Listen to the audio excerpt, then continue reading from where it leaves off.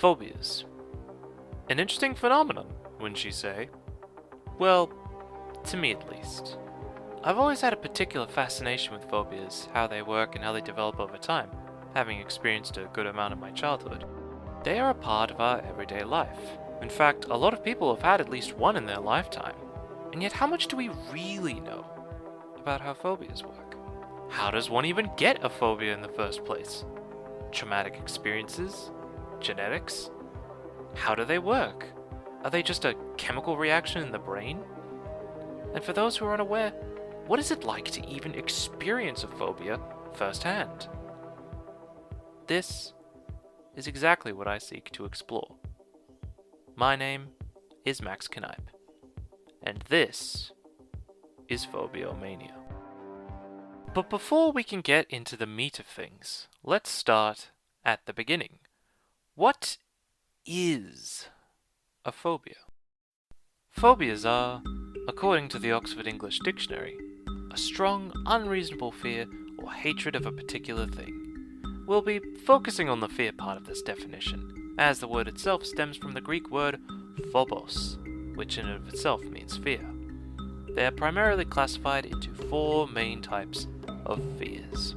These are animal-related, like arachnophobia and the more general zoophobia, environment-based, like aquaphobia and acrophobia, situational, such as claustrophobia and the fear of the dark, and medical-based, such as the common fear of needles. For many of us, these objects and concepts that I have just mentioned are a part of our everyday life. Water, nature, animals, and other things are practically commonplace in most of our lives. So how is our brain then essentially hardwired to have such a clear aversion to these things?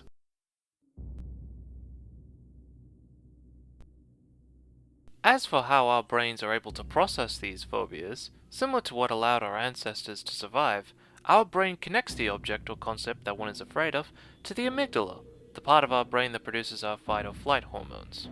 More likely than not, a phobia is the byproduct of a traumatizing moment, most likely in our childhood. For example, a rough day with an angry dog could easily result in a varying degree of cynophobia. Our brain then links said traumatizing moment with the concept or object, typically in any shape or form, and activates the amygdala, resulting in a state of high alert and stress.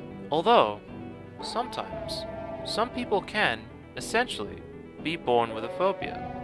Studies suggest that if a parent has a particular social phobia, most likely agoraphobia and high levels of anxiety, their child is more likely to develop a phobia in their lifetime.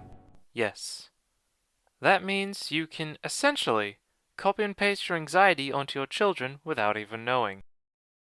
Now that's the real scary thought. So, we now know how they work. Our brain takes a learned, traumatizing experience that we had with an object and reminds ourselves whenever that object is encountered. Simple, right? Not exactly. That's not what it feels like.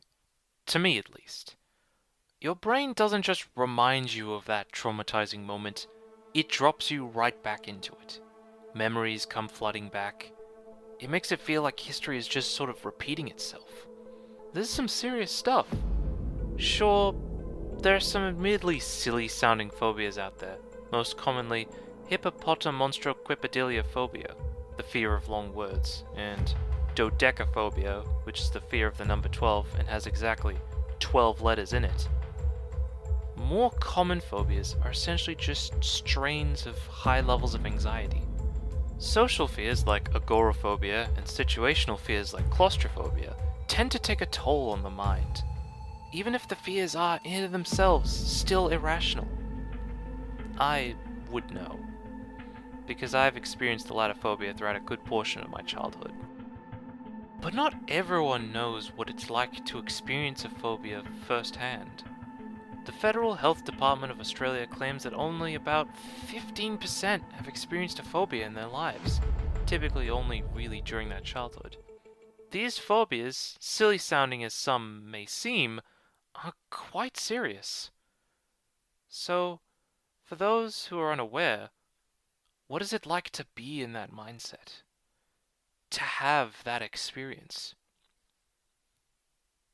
Let me paint you a picture what it's like to experience claustrophobia. With claustrophobia, smaller spaces become uncomfortably eerie and borderline unsettling.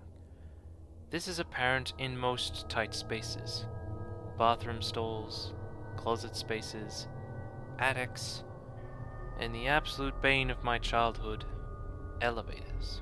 Elevators essentially become moving prisons if you have the wrong mindset.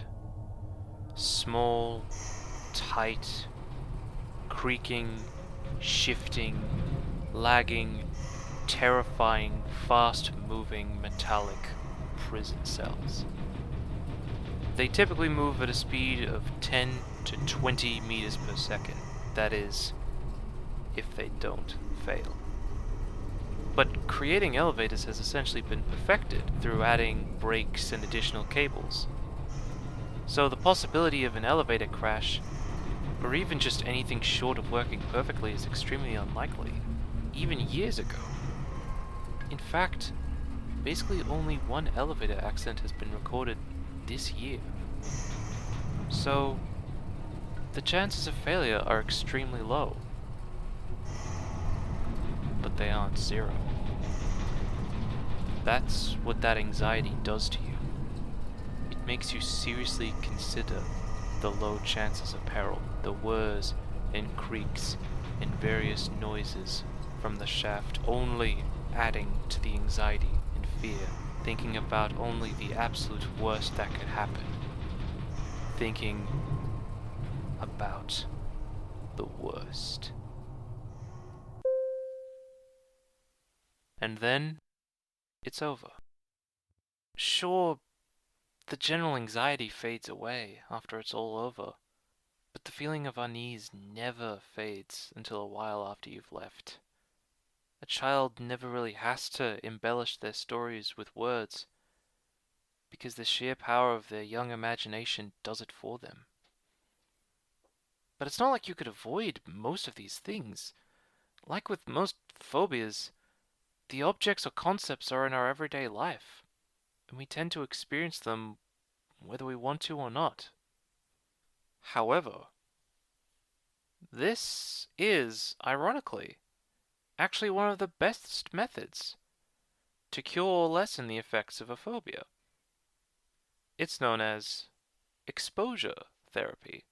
The more you surround yourself in the feared object or concept, the more you realize that the fear, while not completely unfounded, is naturally irrational. That's how I got rid of my claustrophobia, even if I still feel kind of anxious. And that's pretty much it. Phobias are quite interesting in the grand scheme of things. A sometimes extreme aversion to an object or concept due to a traumatizing event that fades with time the more you immerse yourself in it. We may not know everything there is to know about phobias, but all we do know is that they are some strange, strange things. My name is Max Knipe. Thank you for listening. Written, recorded, and edited by Max Knipe. With music featuring Mystery by Holfix, royalty-free music.